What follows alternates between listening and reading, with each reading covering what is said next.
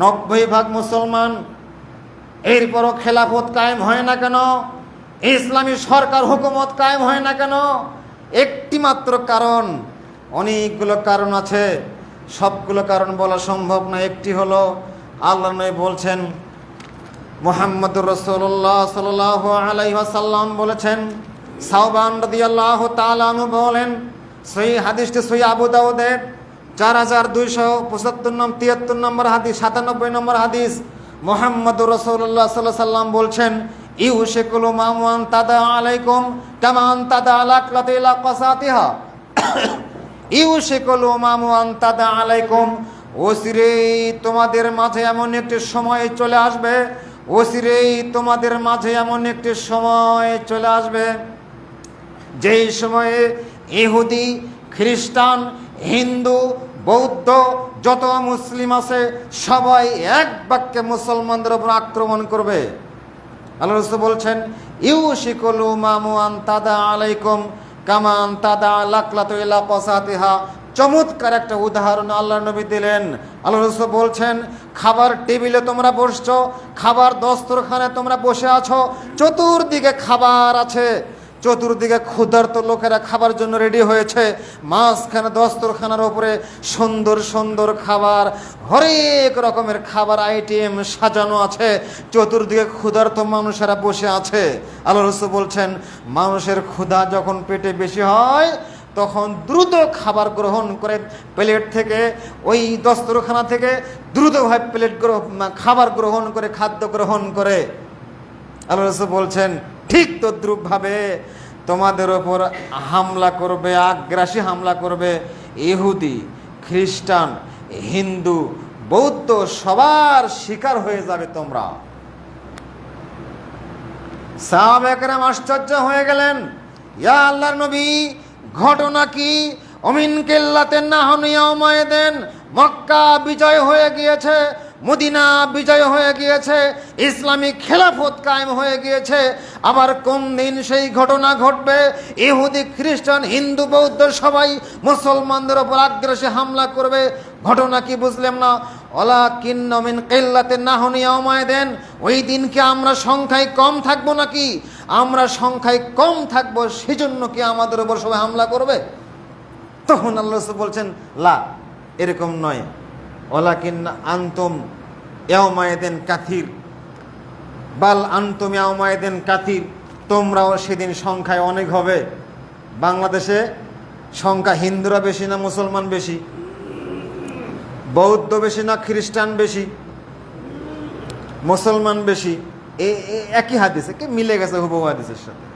আল্লাহ রাসূল বলছেন, বাল আনতুম ইয়াওমাইদিন কাথির, তোমাদের সংখ্যা অনেক অনেক অনেক বেশি হবে, তোমাদের সংখ্যায় অনেক অনেক অনেক বেশি হবে। ওয়ালাকিন্নাকুম কাথির, আল্লাহ রাসূল বলছেন, ওয়ালাকিন্নাকুম গুসাউন কাগুসাইস সাইলে, তবে তোমরা হবে ওই বন্যার প্লাবনে ভেসে আসা আবর্জনার মতো, বিশাল বন্যার প্লাবনে ভেসে আসা আবর্জনার মতো তোমরা হবে। বন্যার প্লাবনে আবর্জনা যেমন ভেসে আসে, ওই আবর্জনা যেমন শিকড় থাকে না, আবর্জনা নিজেকে ধরে রাখতে পারে না, শিকড় নাই, ধরে রাখতে পারে না। স্রোত যেদিকে যায় আবর্জনা সেদিকে যায়, স্রোত যেদিকে যায় আবর্জনা সেদিকে ভেসে যায়। স্রোতের যেমন গতি আবর্জনার তেমন গতি থাকে, তার মানে নিজেকে ধরে রাখতে পারে না। তার মানে মুসলমানদের ইমানের দানা নাই, ইমানের স্বাদ মজা পায়নি মুসলমান। মুমিনদের মধ্যে ইমানের মজাই নেই, ইমানের স্বাদই নেই, ইমানের যশই নেই, ইমানের মজাই নেই, ইমানের তেজই নাই। সব খালি পুজ, সবার ঘরে শরীরে খালি পুজ আর পুজ, কোনো রক্ত নেই। অন্যায় দেখলে শরীর কিছুই বলে না, অন্যায় দেখলে মনটা কিছুই বলে না, অপসংস্কৃতি দেখলে মনটা কিছুই বলে না, অপরাধ দেখলে মনটা কিছুই, তার মানে মন শেষ, মনটা মরে গেছে। আল্লাহ রাসূল বলছেন, ওই ভাসমান ওই রকম খড়খুঁটার ন্যায় তোমাদের ইমান। আল্লাহ রাসূল পরের বাক্যে বললেন, ওয়ালা ইয়ানজিআন্নাল্লাহু মিন সুদুরি আদুবিকুমাল মাহামা, আল্লাহ সুবহানাহু ওয়া তাআলা তোমাদের অন্তর থেকে, কাফেরদের অন্তরে তোমাদের একটা ভয় থাকা উচিত ছিল। কাফের মুশরিক হিন্দু বৌদ্ধদের অন্তরে একটা ভয় ছিল, ওরা মুসলমান, মুসলমানদের দেখে কাফেররা ভয় পেত। একদিন মুসলমানদেরকে দেখে হিন্দুরা ভয় পেত, অমুসলিমরা সবাই ভয় পেত। মুহাম্মদ সাল্লাল্লাহু মদিনায় আছেন, মদিনায় থাকা অবস্থায় মক্কার লোকেরা ভয়ে থরথর করে কাঁপতো, ইহুদিরা থরথর করে কাঁপতো। এর নাম রোগ, দূরে থেকে ভয় পাওয়া। মুসলমানদের ইমানি চেতনা যত বেশি হবে, এখানকার মুসলমানদের চেতনা ইন্ডিয়ার হিন্দুরা কাঁদবে, ভয়ে থরথর করে কাঁপবে। এটা রোগ, এটাকে বলা হয় রোগ। আল্লাহ রাসূল বলছেন এই ভয়টা মুসলমানদের ব্যাপারে অমুসলিমদের অন্তর থেকে এই ভয়টা আল্লাহ উঠে নেবেন। অমুসলিমরা মুসলমানদের ভয় পাবে না। এই ওরা কি, ওদের কিনতে পাওয়া যায়, সকালে একদল কিনলাম, বিকালে আরেকদল বেচালাম, তার মানে এরকম মনোভাব থাকবে, ওদের কিনতে পাওয়া যায়। এই বাক্য আল্লাহ রাসূল বলছেন, ওয়ালা ইয়ানজিআন্নাল্লাহু মিন সুদুরি আদুবিকুমাল মাহাবা, তোমাদের শত্রুদের অন্তর থেকে আল্লাহ ভয়কে তুলে নেবেন। পরের ব্যাখ্যা আল্লাহ রাসূল বলছেন, ওয়ালা ইয়াকদিফান্নাল্লাহু ফি কুলুবিকুমাল ওয়াহান, আল্লাহ তোমাদের অন্তরকে ওয়াহান দেবেন, দুর্বলতা দেবেন। তোমাদের অন্তরে আল্লাহ ওয়াহান দেবেন, দুর্বলতা দেবেন। ক্বালা কাইলুন ইয়া রাসূলুল্লাহ, আল্লাহর নবী ওয়াহানটা কি বুঝতে পারলাম না, ওয়াহানটা কি?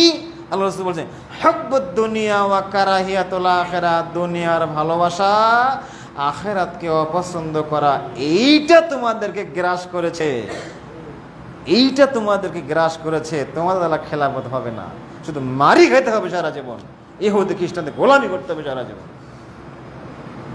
বলছিলাম আল্লাহ সুবহানাহু ওয়া তাআলা নবী এবং রাসূলদের খেলাফত দিয়েছিলেন, উম্মতি মুহাম্মাদীকেও আল্লাহ খেলাফত দিবেন।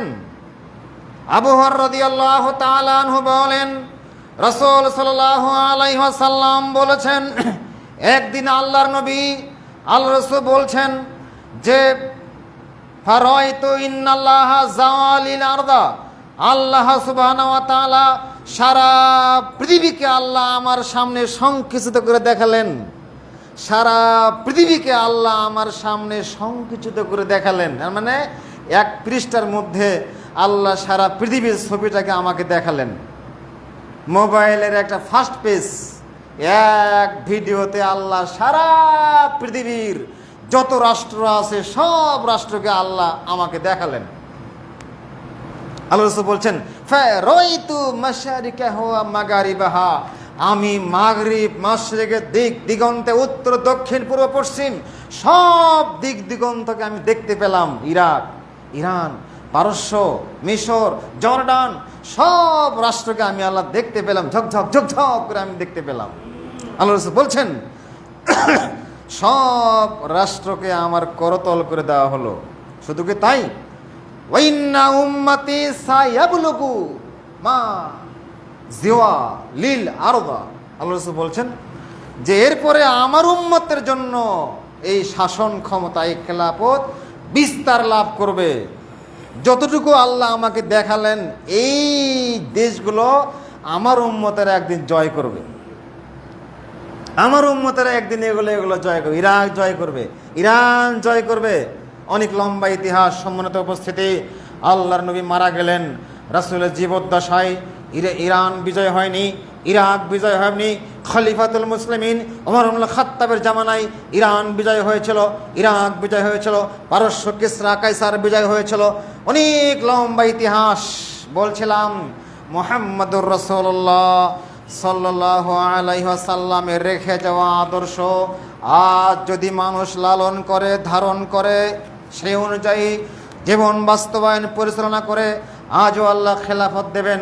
আমার বুঝ অনুযায়ী বর্তমানে খেলাফত না আসার একটি মাত্র কারণ, সেটি হলো আল্লাহ রাসূল বলছেন, ওমর ইবনুল খাত্তাব রাদিয়াল্লাহু তাআলা আনহু বলছেন, ইন্নাল্লাহা ইয়ারফাউ বিহাদাল কিতাবি আকওয়ামান ওয়া ইয়াদাউ বিআখারিন, ইন্নাল্লাহা ইয়ারফাউ বিহাদাল কিতাবি আকওয়ামান ওয়া ইয়াদাউ বিআখারিন, নিশ্চয় আল্লাহ সুবহানাহু ওয়া তাআলা এই কিতাবুল্লাহর মাধ্যমে অনেক জাতিকে অনেক অনেক অনেক উপরে উঠে দিয়েছেন।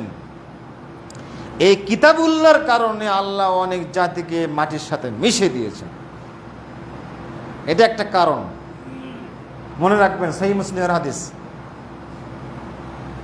অনেক জাতিকে আল্লাহ কিতাবুল্লাহ ধারণ করার কারণে, কিতাবুল্লাহ লালন করার কারণে, কিতাবুল্লাহর আদর্শে নিজেকে আদর্শিত করার কারণে, কিতাবুল্লাহর আদর্শে সমাজ পরিবার রাষ্ট্র সমাজ পরিবার লালন করার কারণে অনেক জাতিকে আল্লাহ খেলাফত দিয়েছিলেন, রাজত্ব দিয়েছিলেন, ক্ষমতা দিয়েছিলেন, মর্যাদা দিয়েছিলেন, সম্মান দিয়েছিলেন। পক্ষান্তরে ওয়ায়াদাউ বি আখারিন, অনেক জাতিকে আল্লাহ কিতাবুল্লাহ বয়কট করার কারণে, কিতাবুল্লাহকে মর্যাদা না দেওয়ার কারণে অনেক জাতিকে আল্লাহ মাটির সাথে একবারে মিশে দিয়েছেন, ধ্বংস করে দিয়েছেন। এখানে অনেক বর্ণনা রয়েছে। রাসূল সাল্লাল্লাহু আলাইহি সাল্লাম বলছেন, যারা কিতাবুল মান আমান জালা আমামাহু, যারা কিতাবুল্লাহকে সামনে রেখেছে, কাদাহুল্লাহু ইলাল জান্নাহ, যারা কিতাবুল্লাহকে সামনে রেখেছে আল্লাহ তাদেরকে জান্নাতের পথে নিয়ে চলে গেছেন। আল্লাহ তাদেরকে রাজত্ব দিয়েছেন, পাশাপাশি কাদাহু ইলাল জান্নাহ, আল্লাহ তাদেরকে জান্নাতে নিয়ে গেছেন। ওমান জালা খালফাহু, যারা কিতাবুল্লাহকে পেছনে রেখেছে, যারা কিতাবুল্লাহকে পেছনে রেখেছে, আল্লাহ রাসূল বলছেন অনেক জাতিকে আল্লাহ জাহান্নামের দিকে নিয়ে গেছেন, তো গেছেনই, দুনিয়া তো আল্লাহ অপমান করেছেন। অনেক দৃষ্টান্ত আছে। বলছিলাম আল্লাহ সুবহানাহু ওয়া তাআলা মহাগ্রন্থ আল কোরআনুল কারীমে এই আয়াতগুলো এবং এই হাদিসটি, এর বাস্তবতা আমরা কি 90% মুসলমান যদি আমরা সার্ভে বা জরিপে পাই, তাহলে এই দেশে খেলাফত আসবে না কেন? একটা প্রশ্নের জবাব দেন। আমাদের নজরুল স্যার এখানে আছেন, উনি অনেক গবেষক মানুষ, এই বিষয়ে অত্যন্ত গবেষণা করেন যে বাংলাদেশে জরিপ করা যায় কত পার্সেন্ট লোক মানুষেরা, যারা মুসল্লি, যারা গায়ের মুসল্লি তারা বাদ দেন, যারা সালাত পড়ে না তাদের হিসাব বাদ, যারা সালাত পড়ে না তাদের হিসাব বাদ, যারা 5 ওয়াক্ত সালাত নিয়মিত পড়ে তাদের মধ্যে কয়জন কোরআন তেলাওয়াত শুদ্ধ করে করতে পারে এবং কোরআন বোঝে কয়জন? কোরআন বোঝার মানুষ কয়জন? কোরআন মানার মানুষ কয়জন? অথচ আল্লাহ সুবহানাহু ওয়া তাআলা যেদিন ওহী নাজিল করেছিলেন, ওই দিন ওয়ারাকা বিন নাওফল বলেছিল, মুহাম্মদ শোনো, তুমি একজন বিজয়ী হবেই হবে, তোমার কেউ কোনো ক্ষতি করতে পারবে না, তুমি একজন মক্কা মদিনা বিজয় করবে। সেদিন ওহীর একটা পাওয়ার, ওহীর একটা শক্তিতেই ওয়ারাকা বিন নাওফল এই মন্তব্য সেদিন করেছিলেন। সুতরাং আল্লাহ সুবহানাহু ওয়া তাআলা কোরআন মাজিদ দিয়েছিলেন কেন? কেন আল্লাহ কোরআন দিয়েছিলেন? যদি আপনি কোরআন মাজিদ পড়েন তাহলে আপনি প্রায় সূরাতে পাবেন আল্লাহ বলছেন, সূরা সাদ খোলেন, আল্লাহ বলছেন কিতাবুন আনজালনাহু ইলাইকা, কিতাবুন আনজালনাহু ইলাইকা, হে মুহাম্মদ সাল্লাল্লাহু আলাইহি সাল্লাম, আমি আপনাকে কিতাব দান করেছি, নাজিল করেছি। কেন? মুবারাকুন, বরকতপূর্ণ। এই কোরআনটা বরকতপূর্ণ। বরকতপূর্ণ মানে কি? বরকতপূর্ণ মানে কি খালি সওয়াব, খালি নেকি না, অর্থ, সম্পদ, ক্ষমতা, সব বরকত। বরকতের মধ্যে কত কি আছে, মানে প্যাকেজ। বরকত মানে কি? প্যাকেজ। এখানে অনেক কিছু সমাহার। আল্লাহ আপনাকে এই কোরআন বরকত হিসাবে দিয়েছেন। কেন?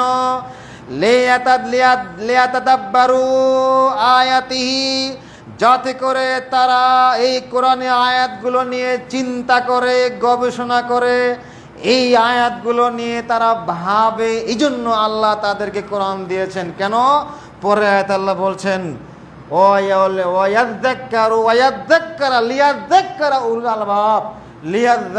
উলুল আলবাব, যাতে করে, আলবাব মানে জ্ঞানী গুণী ব্যক্তি, বুদ্ধিমান ব্যক্তিকে আলবাব বলা হয়। লোভের বহুবচন আলবাব, যারা জ্ঞানীমান, যারা জ্ঞানবান, বুদ্ধিমান, চৌকুশ লোকেরা এই আয়াতগুলো পড়ে পড়ে বুঝে বুঝে শিক্ষা গ্রহণ করবে। সেই অনুযায়ী ব্যক্তি জীবন সাজাবে, সমাজ সাজাবে, পরিবার সাজাবে। আল্লাহ এই জন্য কোরআন দিয়েছেন।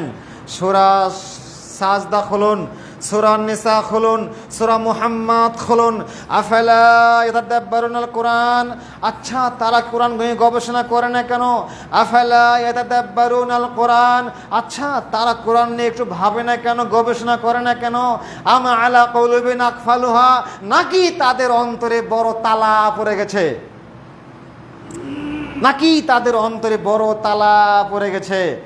যাদের অন্তরে তালা পড়ে গেছে তারাই তো কোরআন বুঝবে না, তারাই তো কোরআন উপলব্ধি করবে না। অনেক আয়াতে আল্লাহ এই কথাগুলো বলেছেন, অনেক আয়াতে আল্লাহ এই কথাগুলো বলেছেন। কয়টা অনুবাদ করব? বলছিলাম আল্লাহ কোরআনের ব্যাপারে যত বক্তব্য দিয়েছিলেন, কোরআন না বুঝলে, না অনুভব করলে, না গবেষণা করলে, না বুঝতে পারলে, না পড়লে রাসূল শাফাত করবেন না। কিয়ামতের মাঠে রাসূল তাদের বিরুদ্ধে মামলা দায়ের করবেন। খেলাফত আছে আপনার? রাসূলের মামলা আসামি আপনি।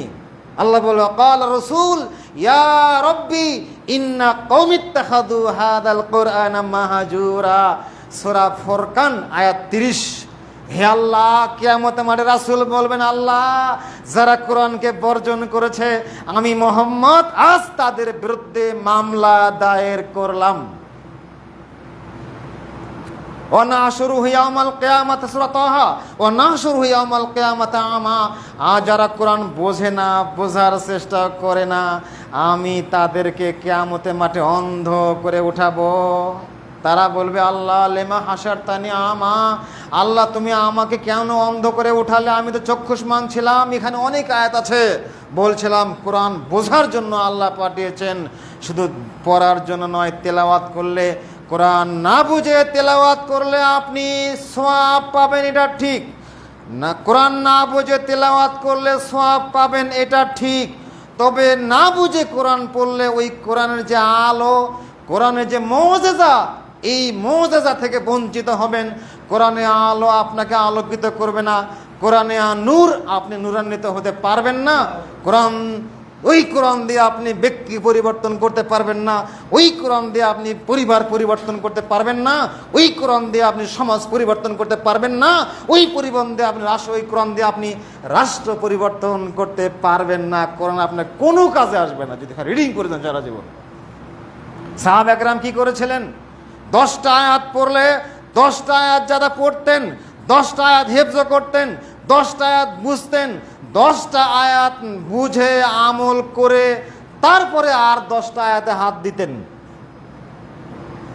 10টা আয়াত বুঝি, আমল করি, তদ অনুযায়ী বুঝি, ব্যক্তি জীবন করি, সমাজ গড়াই, তারপরে আর 11 নম্বর আয়াত পড়া শুরু হবে।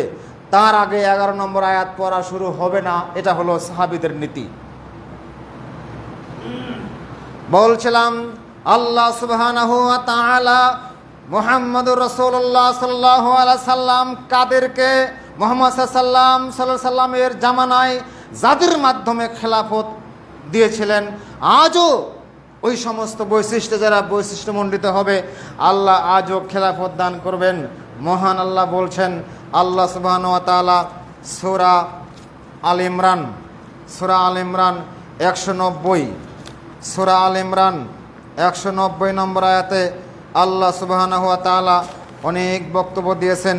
ইন্না ফি খালকিস সামাওয়াতি ওয়াল আরদি ওয়া ইখতিলাফিল লাইলি ওয়ান নাহার লা আয়াতিন লিউলিল আলবাব, নিশ্চয় আল্লাহ সুবহানাহু ওয়া তাআলা বলেন, নিশ্চয় আসমান এবং জমিনের সৃষ্টিতে, দিন এবং রাতের পরিবর্তনের মধ্যে অনেক নিদর্শন রয়েছে। কাদের জন্য?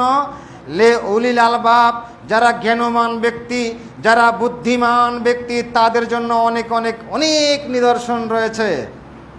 জ্ঞানমান লোকদের জন্য, যারা কোরআন পড়ে আল্লাহ আয়াতে বলছেন, যারা গবেষক, যারা চিন্তাশীল, তারাই কোরআন নিয়ে ভাবে, তারাই কোরআন নিয়ে গবেষণা করে। কেন?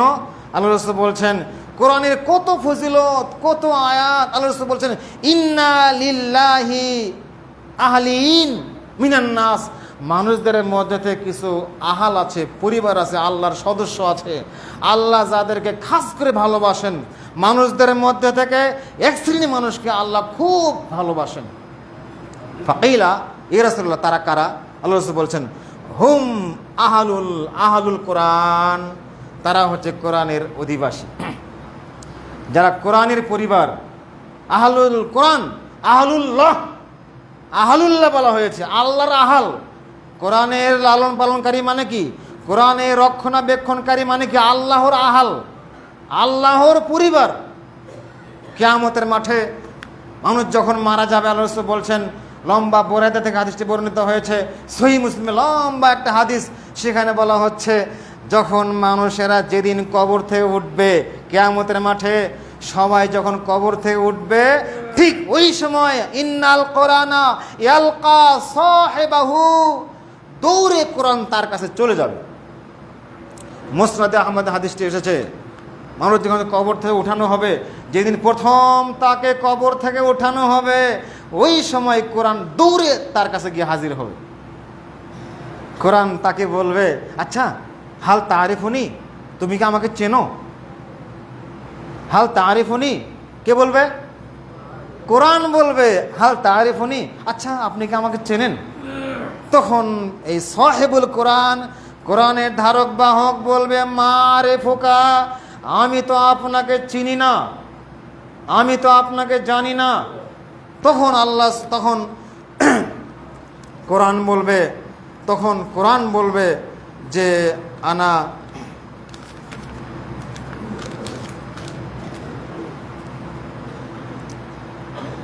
ফায়াকুল সাহিবুকা আল্লাযী আজমাতকা ফিল হাওয়াজ ওয়া সাহারাতকা লাইলাকা। আল্লাহ রাসূল বলছেন, তখন কোরআন বলবে, ফানা সাহিবুকাল কোরআন, আমি তোমার কোরআন, যেই কোরআন তোমাকে রমজান মাসে তীব্র তাপদাহা রোদের মধ্যে সিয়াম পালনে পিপাসিত রেখেছিল, ওয়া সাহারাত লাইলাকা, এবং রাতের বেলায় কোরআন তেলাওয়াতে মশগুল থাকার মাধ্যমে তোমাকে রাত্রি জাগরণে ব্যস্ত রেখেছিল, আমি হলাম সেই কোরআন।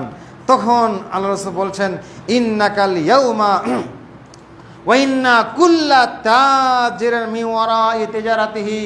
তখন আল্লাহ রাসূল বলছেন, কোরআন তখন বলবে, নিশ্চয় দুনিয়ার ব্যবসায়ী যারা বড় বড় ব্যবসায়ী করে, ইন্ডাস্ট্রিজ আছে, তারা যেমন ব্যবসার মাধ্যমে অনেক সম্পদ অর্জন করে, আল্লাহ রাসূল বলছেন আজ কিয়ামতের দিন, আজ হাসরের মাঠ, যারা কোরআন কেন্দ্রিক জীবনযাপন করেছিল তোমাদের অনেক অনেক অনেক পুরস্কার দিয়ে পুরস্কৃত করা হবে।